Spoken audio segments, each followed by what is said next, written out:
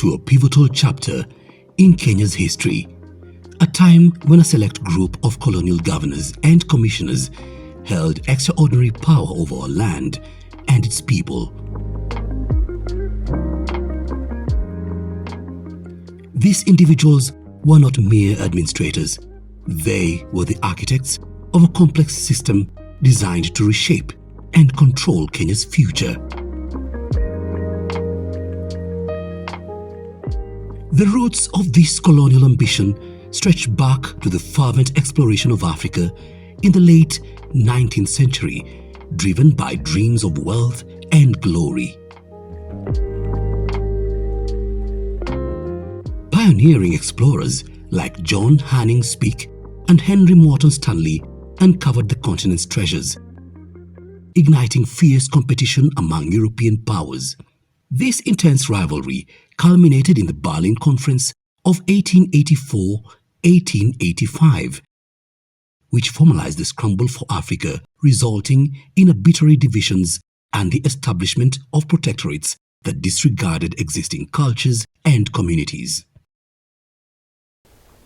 When the white powers met at Berlin in 1884 and 85, and their purpose was to agree on how to claim territories in Africa without killing each other in Africa. That was the purpose.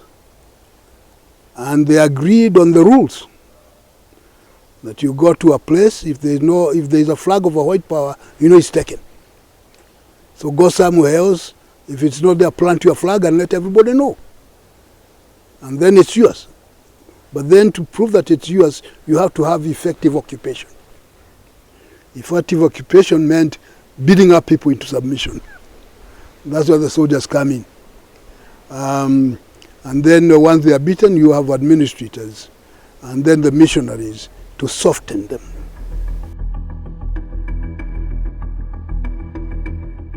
So after the partition, now you find now the Imperial British East Africa Company being formed by Mackinnon, so that he can be able to collect taxes and administer this on behalf of British authorities. So he got the Royal Charter to administer this part of the country. Before Kenya officially became part of the East Africa Protectorate, the Imperial British East Africa Company, IBEA, was established in 1888 to facilitate trade and colonial administration. They negotiated treaties with local chiefs, laying claim to land and setting up trading posts. Yet, the company struggled to maintain control, and profitability led to increased British government involvement, changing the course of governance in the region. When the company went bankrupt, and the company was simply an agent of the British government. There used to be in those days in Europe, you claim a territory or a place, then you have one of your companies run the place for you. And when the company goes bust, you don't allow another country to come and take. You remove the company and get in and do it properly, which is what happened in 1895. The company went broke or was removed. Its employees now became employees of the government. In 1895, Kenya was declared a British protectorate. Imperial British East Africa is a company. It was just correct. It's a company given a contract to do something for a commission on behalf of the British, for Her Majesty. But now, with the protectorate, now they are appointing their own governors to come and administrate. And we see now the movement from Mombasa, officials, government officials now coming into the interior. Now they're in charge of the land. Arungwa shomo kire Cambria na moimaga na Mombasa mokaga mariaguri mariendia abiashara makendia mirenge. The white men first came from the coast as buyers and dealers. They sold blankets, bracelets, beads and calico sheets, and they bought elephant tusks in return. But they were not fighting. They were accompanied by armed guards, but fought only if provoked. Their main purpose, really, was trade.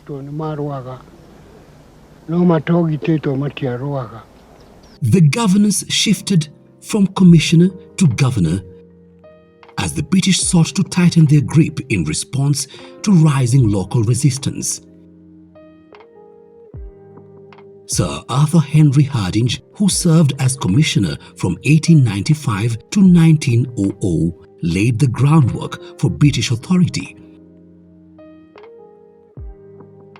while Sir Charles Eliot, in office from 1900 to 1904, introduced controversial reforms that favoured settlers and prioritised colonial interests. But how were these officials chosen?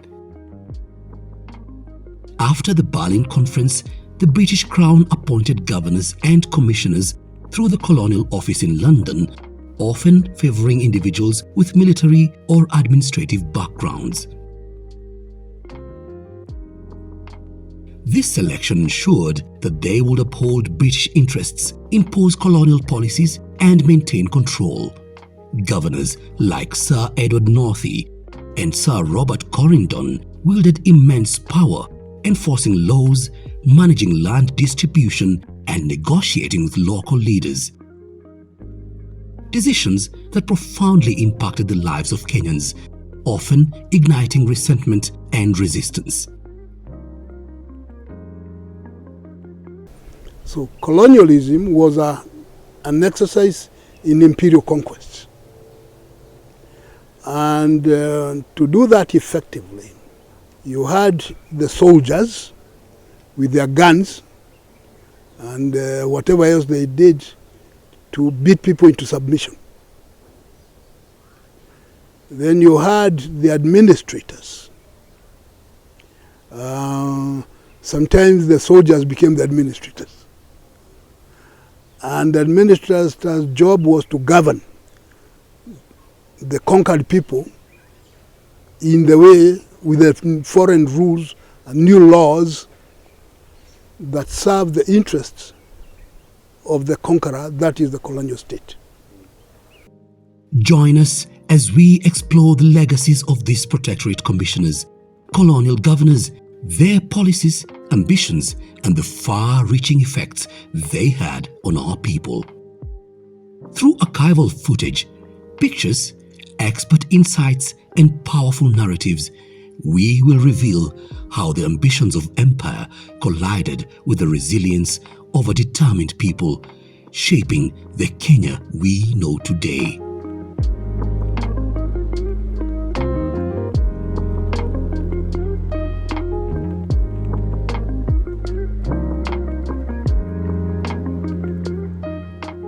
Sir William Mackinnon, 1888 to 1889.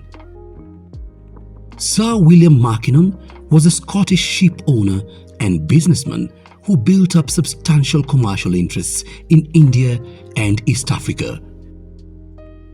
Among his other businesses, he set up the British India Steam Navigation Company, then the Imperial British East Africa Company in 1888. He became its chairman and was therefore in charge of British East Africa for 2 years. The company, supported by the United Kingdom's government as a means of establishing British influence in the region, was committed to eliminating slave trade, prohibiting trade monopoly, and equal treatment for all nations. The company would later be taken over by the British government and became the East Africa Protectorate.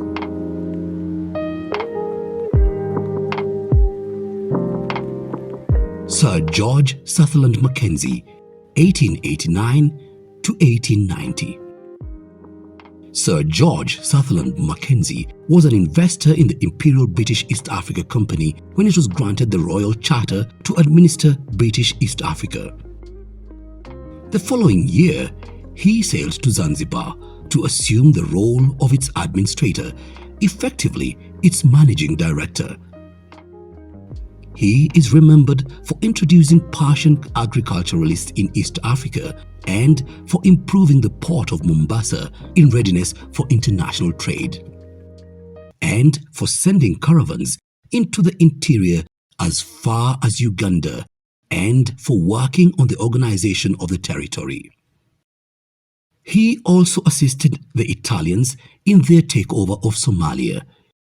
He ceased to be administrator in May 1890 and returned to England, but later returned to East Africa as acting administrator for a few months in 1891.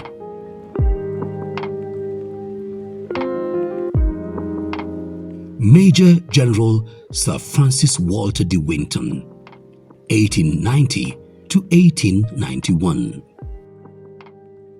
This career soldier is also remembered as an important colonial administrator who, although a British citizen, at one time served as the Administrator General of the Congo Free State under the Belgian dictator King Leopold II. In 1887, he commanded the Yoni expedition against the Yoni people of Sierra Leone in West Africa. In May 1890, de Winton, who had retired from the army on 21st June of that year with the honorary rank of Major General, was appointed governor of the Imperial British East Africa Company's possessions, but he resigned in June 1891.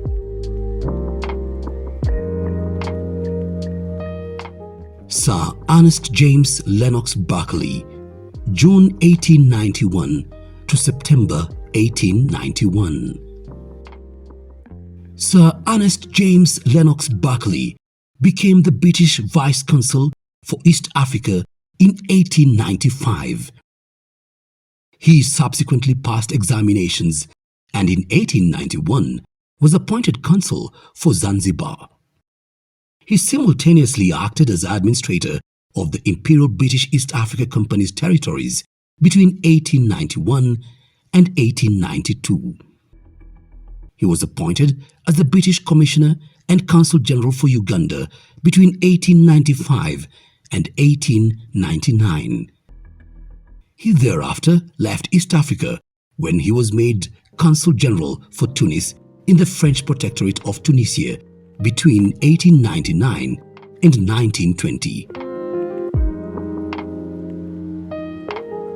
Sir Lloyd William Matthews, 1891 to 1892. Sir Lloyd William Matthews retired from the Royal Navy in 1881 and was appointed Brigadier General of Zanzibar. There followed more expeditions to the African mainland, including a failed attempt to stop German expansion in East Africa. In October 1891, Matthews was appointed First Minister to the Zanzibar government, a position in which he was irremovable by the Sultan. During this time, Matthews was a keen abolitionist and promoted discourse to the sultans he worked with. This resulted in the prohibiting of the slave trade in Zanzibar's dominions in 1890 and the abolition of slavery in 1897. Matthews was appointed by the British Consul General for East Africa in 1891, but declined to take up the position, remaining in Zanzibar instead. Matthews and his troops also played a key role in the ending of the Anglo-Zanzibar War of 1896, which erupted out of an attempt to bypass the recruitment that new sultans must be vetted by the British consul. During his time as the First Minister, Matthews continued to be involved with the military and was part of two large campaigns, one to Witu and another to Mwele.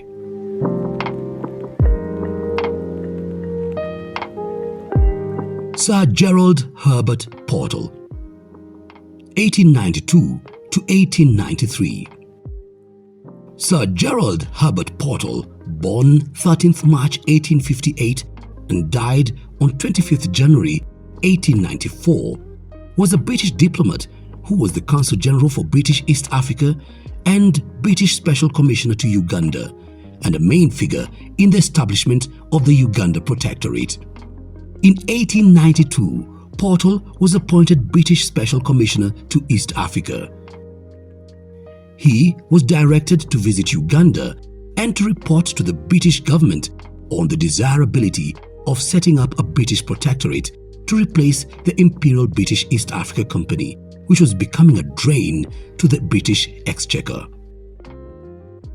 The British East Africa Company, which was the administrator of British East Africa, including the territory of Uganda, was becoming increasingly ineffective in its venture as a commercial company with colonial administrative rights amidst conflicts between rival factions, including the Kabaka, or the King of Buganda, French Catholic and British Protestant missionaries.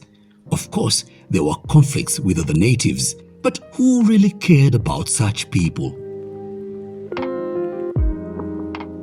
John R. W. Pigott, 1893 to 1895. John Pigott was an official in charge of the IBEA Company expedition exploring Tana Valley in 1889. He was later appointed to East Africa admin of the company. He is said to have greatly assisted Gregory's expedition to Mount Kenya in 1892. He was the last administrator of the company and the first commissioner of the coastal portion of the country when the government succeeded. Pigott is also remembered for having been a member of the IBEA Company's expedition that travelled up the Tana to find out if the river provided a practicable route to access the interior, and concluded that it did not.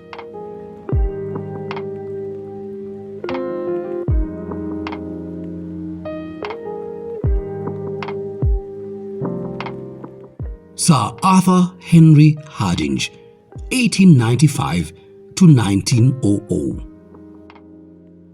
Sir Arthur Henry Hardinge, the first commissioner of the East Africa Protectorate, laid the foundation for British governance. His administration focused on land policies, favouring European settlers, and prioritised the construction of the Uganda Railway or the Lunatic Express, because the railway did not make sense to many people in Britain. You find when they were building the railway, we gazetted some laws, especially on land. So we borrowed some laws from Indian property laws, Indian land laws, which had been used there during the building of the Indian railway system to acquire the land. The construction of the railway line caused significant displacement of local communities. Faced with growing resistance from those unhappy with land dispossession, Hardinge's tenure foreshadowed the complexities of colonial rule in Kenya.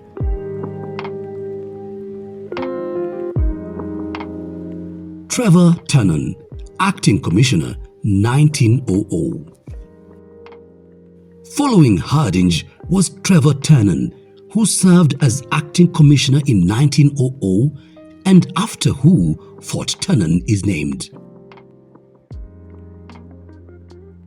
His brief time in office was marked by efforts to manage escalating tensions and resistance, particularly surrounding land issues. While Turner's legacy may be less documented, his role in consolidating British authority during a challenging period cannot be overlooked. Sir Charles Eliot, 1900 to 1904. Next came Sir Charles Eliot, who governed from 1900 to 1904. His legacy is defined by significant reforms that promoted settler agriculture and expanded British influence.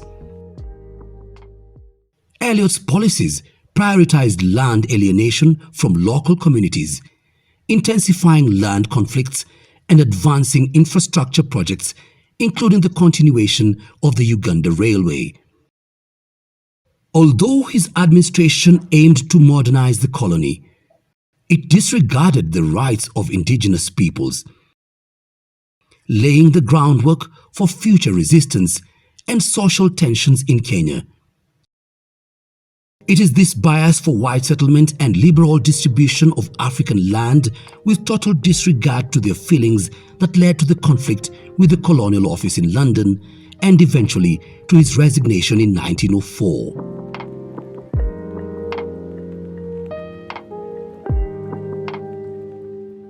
Frederick John Jackson, Acting Commissioner 1904, Commissioner 1905. Frederick John Jackson stepped in as Acting Commissioner in 1904 and then as Commissioner from 1905 to 1910. His focus on consolidating British authority and expanding agricultural development marked his tenure, while he sought to improve relations with local leaders to mitigate tensions caused by land dispossession. Jackson's policies still prioritized settler interests, further alienating indigenous communities. His legacy is a complex interplay of development and resistance in the region.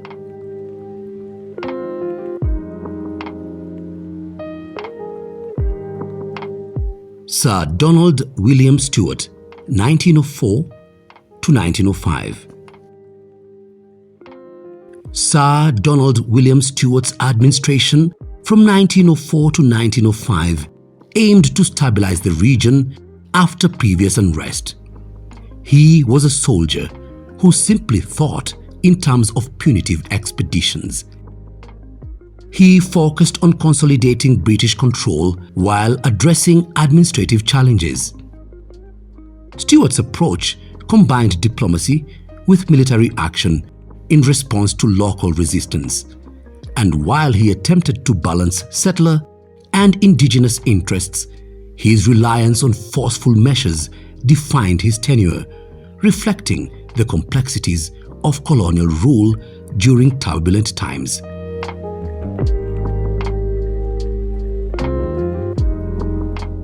Sir James Hayes Sadler, Commissioner from 1905 to 1909.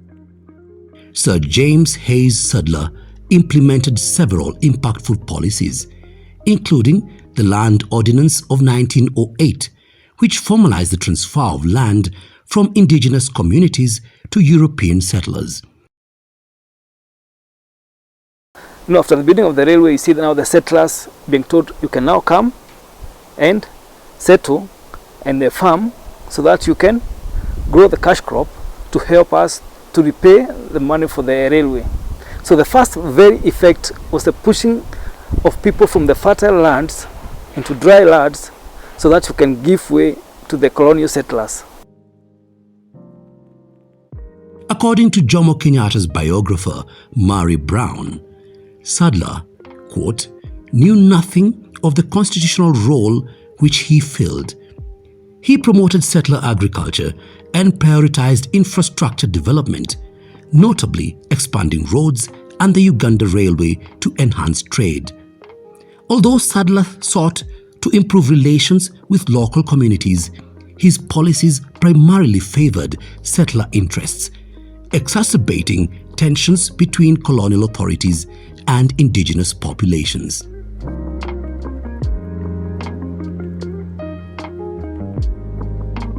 Sir Percy Giroud, 1909 to 1912. During his tenure as governor of the East Africa Protectorate from 1909 to 1912, Sir Percy Giroud took bold steps that reshaped colonial governance. He championed the ongoing development of the Uganda Railway, viewing it as a vital artery for trade and settlement. Yet this ambition came at a heavy cost. The land allocated for railway expansion meant the forced displacement of countless indigenous communities, igniting tensions that would simmer for years.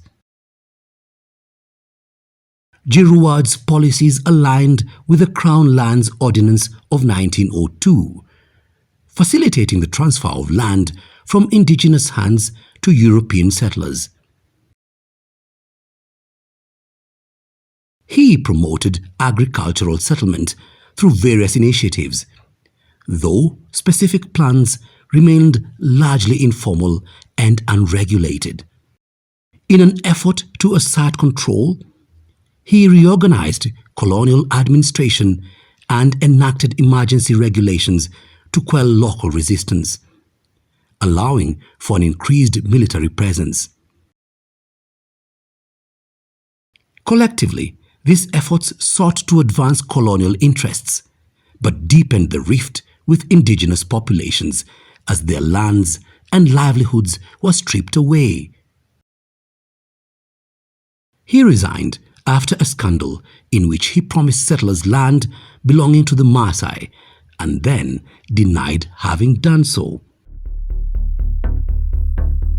Sir Charles Calvert Bowring, acting governor, 1909, 1912, 1912 to 1917. Sir Charles Calvert Bowring, who served as acting governor at various times from 1909 to 1919, implemented key policies that shaped the colonial landscape. He streamlined land allocation for European settlers, enhancing agricultural expansion while attempting to address some local grievances through limited policies, acknowledging indigenous rights. So you fight all these guys who are arriving. They had now built the Norfolk in 1904 there. They are arriving in Norfolk, they are arriving in Nairobi, large speculators. The land's office had been opened. Everybody is swarming in there. There is a lot of advertising in Europe that there is a land in Africa. You can now go there and farm. And people are scouting, moving around, scouting for land, putting beacons. And once you put a beacon, you go to the land's office and you are given the title to that land. That is what was happening. And you can push around everybody who is within that farm. However, as local resistance increased during World War I, Bowring's administration faced mounting challenges, reflecting the complexities of colonial governance and the delicate balance between settler demands and indigenous tensions. Sir Henry Conway Belfield, 1912 to 1917. Taking office in 1912, Sir Henry Conway Belfield's administration was marked by a focus on agricultural expansion and infrastructure development. He facilitated land allocation for European settlers, leading to the dispossession of vast tracts of land from indigenous communities. This era of land alienation was rife with pain and discontent, as local populations grappled with the loss of their ancestral lands.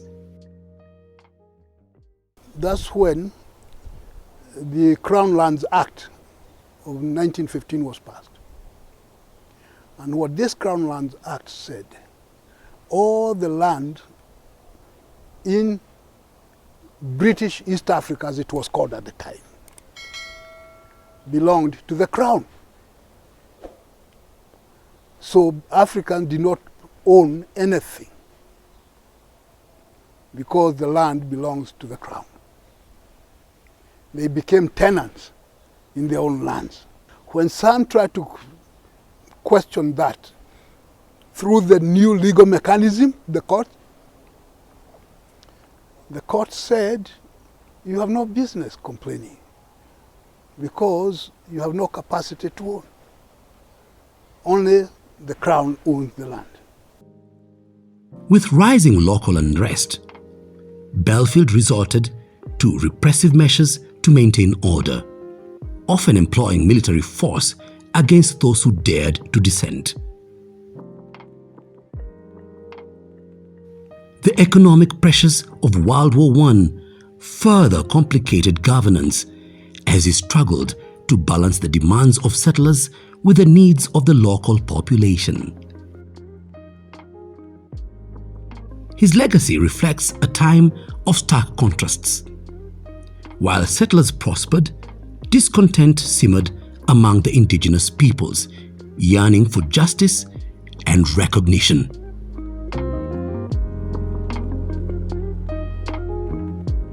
Sir Edward Northey, 1919 to 1922. Sir Edward Northey's governorship, spanning from 1919 to 1922, heralded a critical transformation as the East Africa Protectorate was officially renamed the Colony and Protectorate of Kenya. While he extended the franchise to European women, the majority of Kenyans remained sidelined from political participation. The introduction of the Native Lands Trust Ordinance restricted land access for Africans, igniting growing discontent among local communities. Many felt marginalized, fueling a burgeoning nationalist movement that would soon challenge the very foundations of colonial life.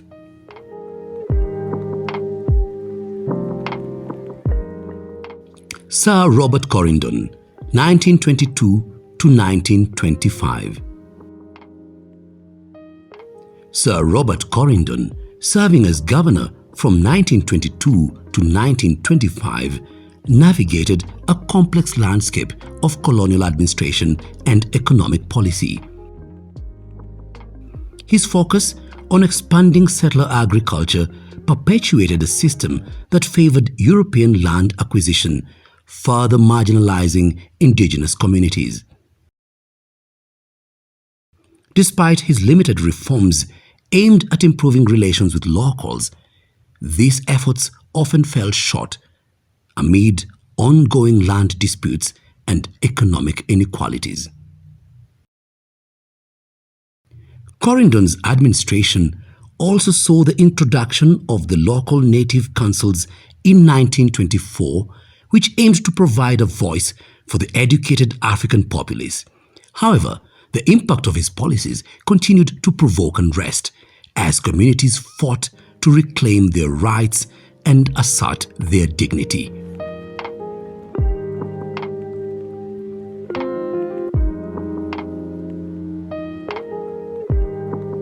Sir Edward Grigg, 1925 to 1930.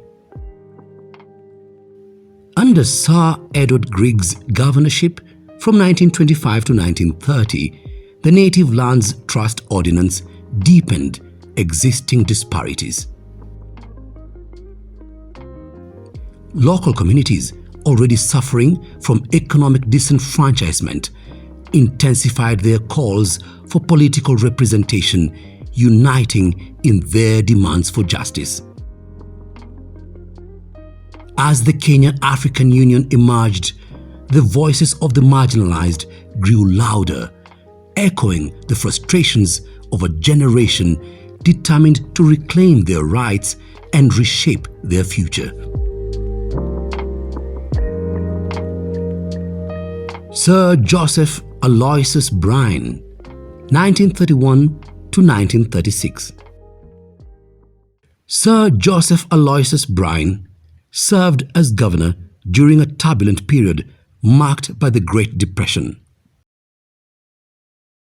His administration faced the daunting task of managing economic decline, implementing austerity measures that often sparked discontent among both European settlers and local populations. Bryan's policies prioritized African settler agriculture while attempting to address the needs of African peasant production, a balancing act that proved challenging. His legacy is one of complexity. Amidst economic hardship and social tension, he navigated the delicate dynamics of colonial governance, leaving a profound impact on the communities he governed. Sir Amigel Wade, 22nd December 1936 to 6th April 1937. On December 22, 1936, Sir Amigel Wade stepped into the role of Governor of Kenya.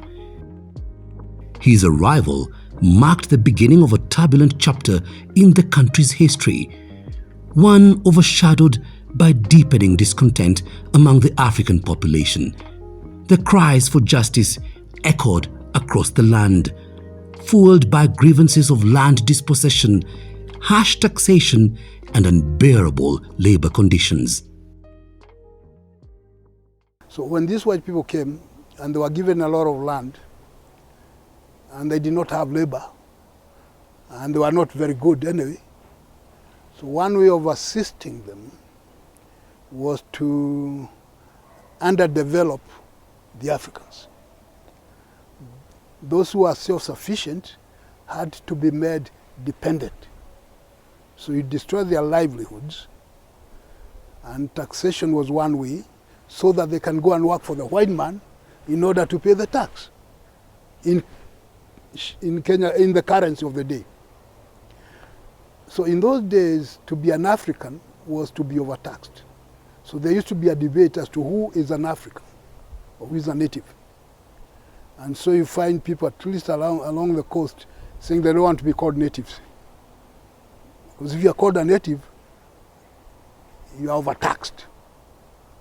As discontent simmered, it became a precursor to the storm that would eventually erupt into the Mau Mau uprising. Wade inherited a nation still reeling from the economic fallout of the Great Depression, a time that spared no one. Settlers and Africans alike faced hardships. In response, he sought to bolster infrastructure, believing that improving roads and facilities would support agriculture and trade. But the reality was stark. His policies often prioritized European settlers, further deepening the rift between communities. Wade's attempts at administrative reforms were well-intentioned, yet they were limited by a colonial mindset that resisted true change. His short tenure offered little time to alter the trajectory of discontent. Ultimately, his legacy would be overshadowed by his successor, who would face even greater unrest and agitation in this land on the brink of change.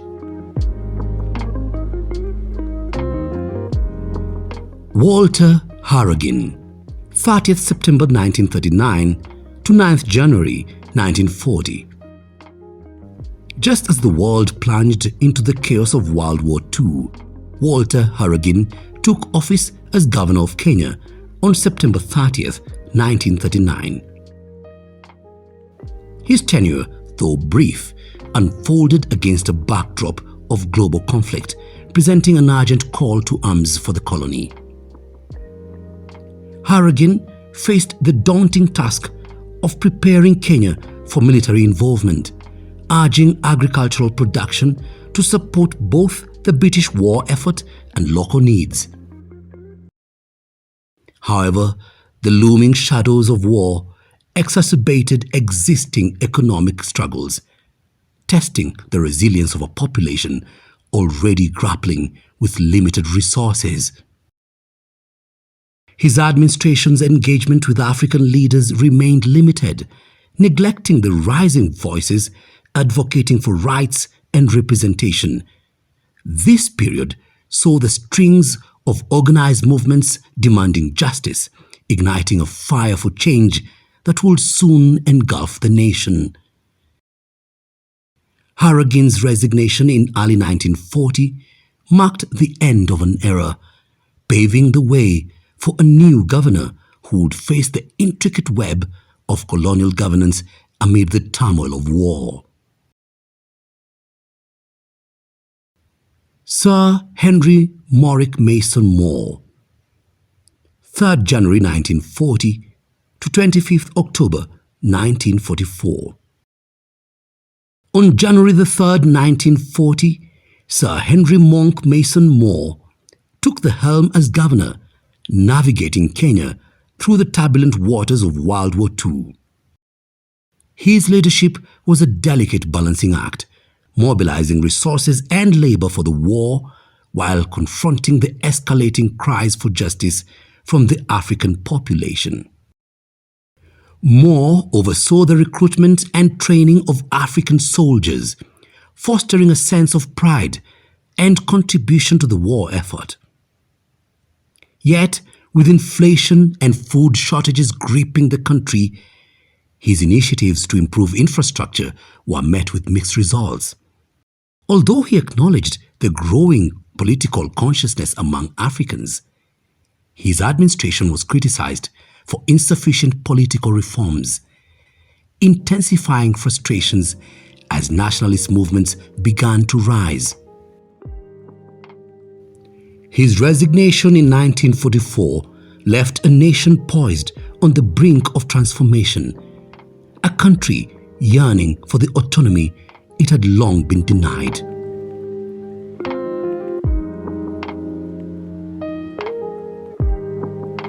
Walter Harrigan, Acting Governor, 1952.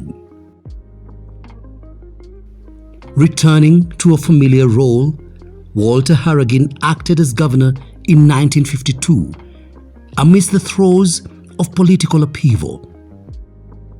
This was a time of profound unrest as the Mau Mau uprising erupted, a fierce rebellion ignited by the relentless oppression and land dispossession endured by the Kikuyu and other communities. Harrigan's administration confronted the violent backlash with a military response, enforcing crackdowns on suspected insurgents that sparked outrage and criticism. His limited engagement with African leaders reflected a deep discontent, leaving grievances about land rights and political representation unaddressed. As militarization intensified, so too did the violence faced by the African population. Harrigan's brief time in office would forever be marked by an inability to confront the root causes of unrest, underscoring the limitations of colonial governance during this pivotal era.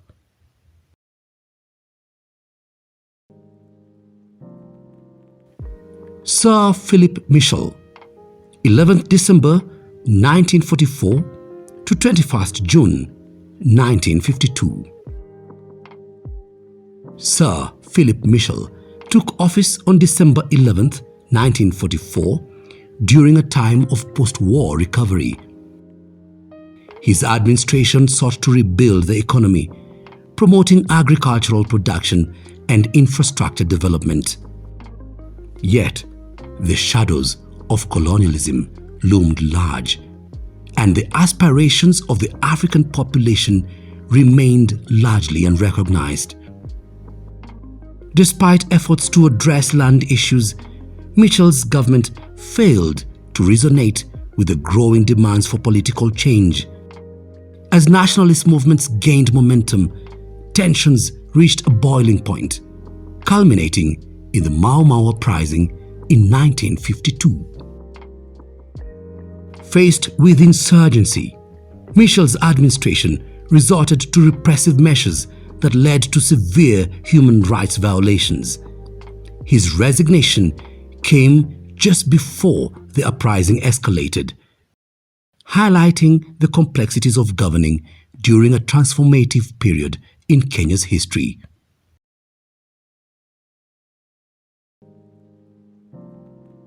Henry Stephen Porter, 21st June 1952 to 29th September 1952.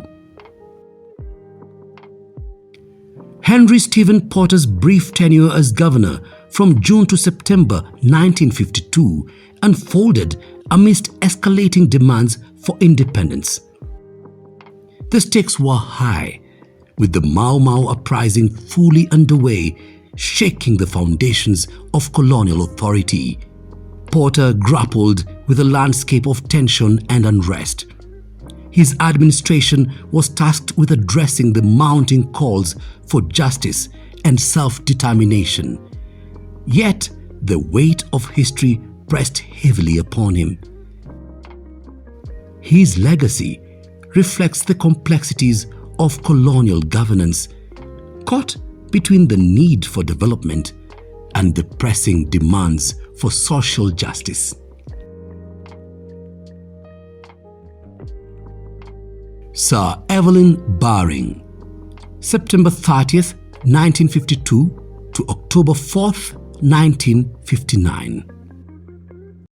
Sir Evelyn Baring's tenure from September 1952 to October 1959 was pivotal as the Mau Mau uprising unfolded, an uprising that resonated with the pain of generations oppressed by colonial rule. Baring famously stated, "We cannot win by force alone. We must also win the hearts and minds of the people." Yet, the reality was stark. His administration leaned heavily on military operations to quell the rebellion. Operations such as Anvil and Jock Scott marked significant military engagements that brought widespread repression. Thousands of suspected rebels were detained, suffering unimaginable atrocities in detention camps. Baring's governance during this tumultuous time set the stage for the struggle for independence that would ultimately reshape Kenya. Walter Coates, October 4th, 1959 to October 23rd, 1959. Acting Governor, 1959. Taking the helm as acting governor from October 4th to 23rd in 1959, Walter Coates found himself in a rapidly changing political landscape. His brief tenure came during a time of heightened political awareness and the local population's growing demands for self-governance. Despite the constraints of time, Coates' administration focused on promoting stability and fostering dialogue with emerging nationalist movements. His willingness to engage with local leaders and acknowledge the aspirations of Kenyans contributed to a gradual shift towards greater autonomy. A reflection of the broader historical context of decolonization and the quest for independence.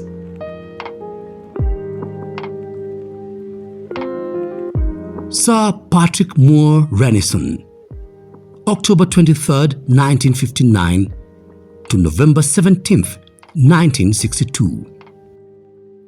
Emerging from the shadows of conflict, Sir Patrick Moore Renison took the helm of governance from October 1959 to November 1962, at a time when Kenya was grappling with the scars of the uprising.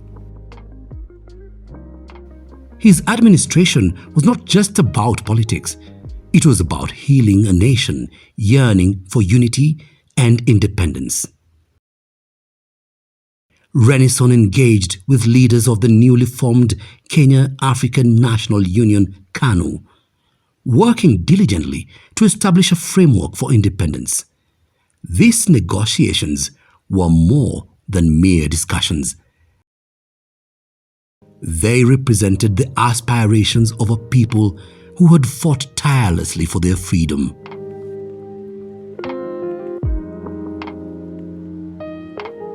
Sir Eric Griffith Jones, November 17th, 1962 to January 4th, 1963. In this crucial transitional period, Sir Eric Griffith Jones briefly served as acting governor from November 1962 to January 1963. His leadership was pivotal as Kenya stood on the precipice of independence, with the hopes of millions hanging in the balance. Griffith-Jones' efforts helped facilitate the final steps towards self-governance, a delicate dance preparing the nation for the momentous challenges that lay ahead. The air was changed with anticipation as Kenyans envisioned a future of self-determination. Sir Malcolm MacDonald, January 4th, 1963 to 12th December 1964. Following Griffith-Jones, Malcolm MacDonald took the reins as Governor General from January 1963 to December 1964. His tenure was a watershed moment in Kenya's history, as the nation officially became an independent dominion within the Commonwealth on 12th December 1963.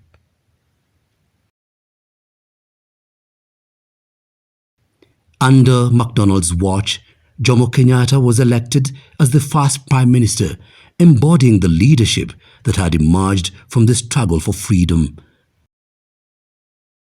The cession of a 10-mile coastal strip from the Sultan of Zanzibar to Kenya was more than a territorial exchange. It was a powerful symbol of the nation's newfound sovereignty.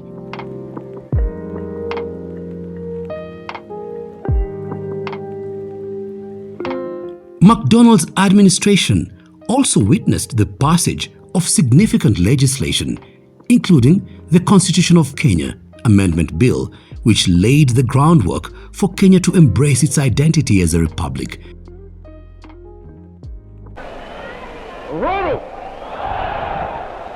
I, Jomo Kenyatta. With Jomo Kenyatta inaugurated as its first president in 1964.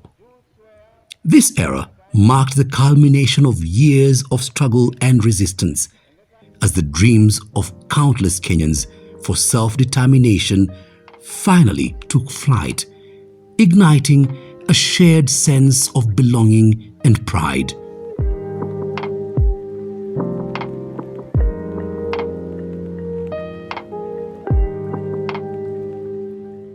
The legacies of these colonial governors are complex, representing both the advances made and the resistance that ensued. These, after all, are the men who implemented colonialism in Kenya.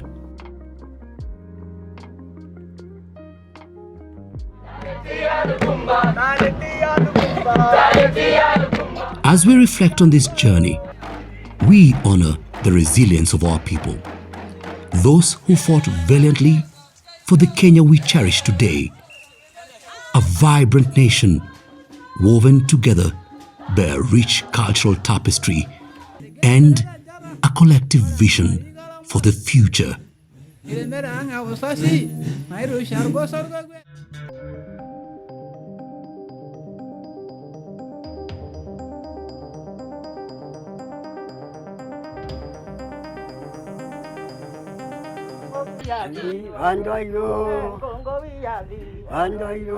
Maria